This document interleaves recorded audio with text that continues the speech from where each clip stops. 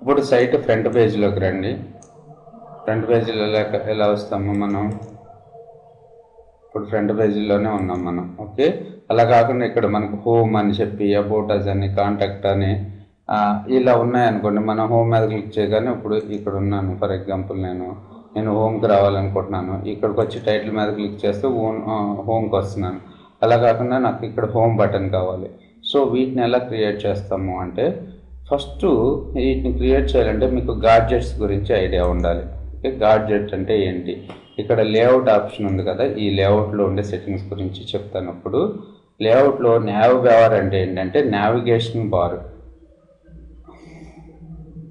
So ఇక్కడ చూసుకున్నట్టయితే మీకు ఇక్కడ నావిగేషనల్ బార్ కనబడుతుంది. ఈ నావిగేషనల్ బారు రిమూవ్ చేయాలనుకుంటే రిమూవ్ చేసేసుకోండి మీరు ఇక్కడ.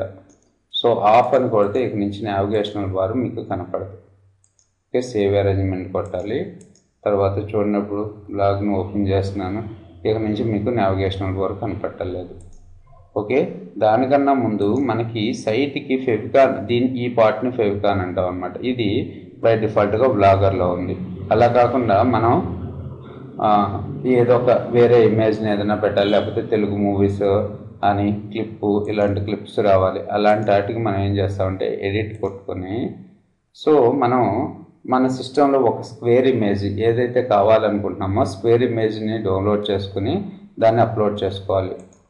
సో ఫెవికాన్ చూడనప్పుడు గూగుల్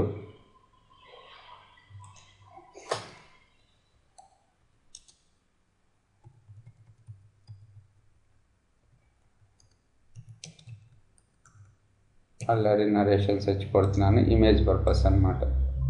సో ఇమేజెస్ ఇక్కడ చూసినట్టయితే అల్లరి నరేష్ ఫెవికాన్ కొడతా. ఫెవికాన్ అని ఏమైనా ఉన్నాయని చూద్దాం. ఫెవికాన్,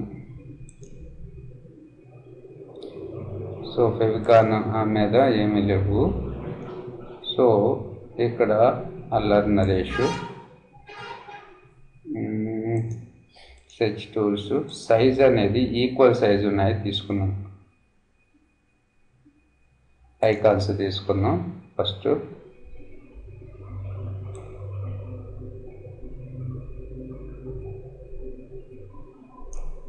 ఇలా వద్దు. ఓకే,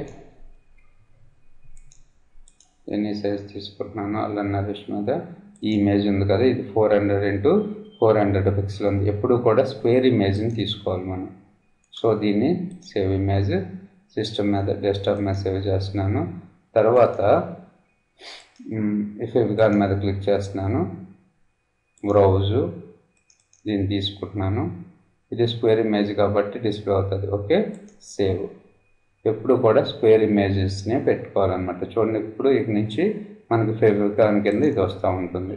సో మీరు ఒకసారి సైట్ని లాగౌట్ చేసి లాగిన్ చేస్తే, అంటే సిస్టమ్ని చేసినప్పుడు, అప్పుడు ఇక నుంచి మనకి ఇక్కడ ఇలా అల్లరి నరేష్ బొమ్మ మన బ్లాగ్లో కనపడుతూ ఉంటుంది అనమాట. సో దీన్ని ఫెవికాన్ సెట్టింగ్స్ అంటారు. తర్వాత హెడర్ గురించి చూద్దాం. హెడర్ అంటే ఏంటంటే, అల్లరి నరేష్ హెడర్లో ఏమేమి రాసాము, టైటిల్, డిస్క్రిప్షను, ఇవన్నీ కూడా రాసాం కదా. నాకు ఇక్కడ అల్లరి నరేష్ యాక్చువల్గా మన సైట్లో ఇక్కడ డిస్క్రిప్షన్ ఒకటి, టైటిల్, డిస్క్రిప్షన్ కనబడుతుంది. అలా కాకుండా నాకు ఇక్కడ అల్లరి నరేష్ ఇమేజ్ కూడా కావాలనుకుంటున్నాను. అప్పుడు మీరు సో ఇక్కడ హెడర్ని క్లిక్ చేసుకుని బ్రౌజ్ ఫ్రమ్ కంప్యూటర్ ఇమేజ్, యాక్చువల్గా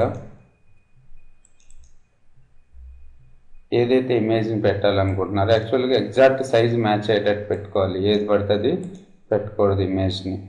సో అంటే ఏ రిజల్యూషన్ తీసుకోవాలంటే యాక్చువల్గా ఇమేజ్ ఈ సైజు ఉండే ఇమేజ్ని మీరు క్రియేట్ చేసుకోండి. ఇక్కడ నుంచి ఇంత ఇమేజ్ని ఓకే చేసుకుని ఆ ఇమేజ్ని అక్కడ అప్లోడ్ చేసుకోండి.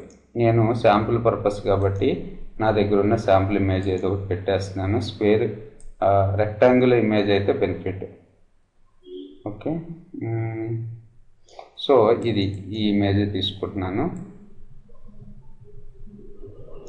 Right behind title and description instead of title have a description placed after the image. First behind title and description తీసుకుంటున్నాను.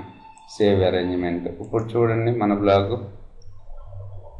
సో దీని కింద యాక్చువల్గా ఇమేజ్ కింద టైటిల్ కింద మనకి ఇమేజ్ వస్తుంది. ఇమేజ్ చిన్నది కాబట్టి ఇంత దరిద్రంగా కనబడుతుంది.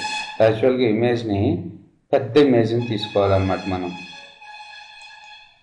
ఓకే, ముందు దీన్ని రిమూవ్ చేస్తున్నాను.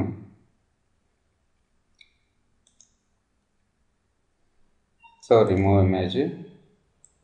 మీకు చూడాలి అంటే నేను మా VLR ట్రైన్లో ఎలా పెట్టానో చూడండి. VLR train.inలో ఇక్కడ వికింగ్స్ టెక్నాలజీస్ అని పెట్టాను కదా. సో అంటే ఇమేజ్ని ఎగ్జాక్ట్గా సైజు మ్యాచ్ అయ్యేంత తీసుకున్నాను, అందుకని ఎంత నీట్గా వచ్చింది ఇది. ఓకే, సో నెక్స్ట్ వీడియోలో క్రాస్ యాడ్ గాడ్జెట్ అని ఇక నుంచి గాడ్జెట్స్ స్టార్ట్ అవుతాయి అన్నమాట. ఇవేంటో వీటి వల్ల యూజ్ ఏంటి అనేది నెక్స్ట్ వీడియోలో ఎక్స్ప్లెయిన్ చేస్తాను.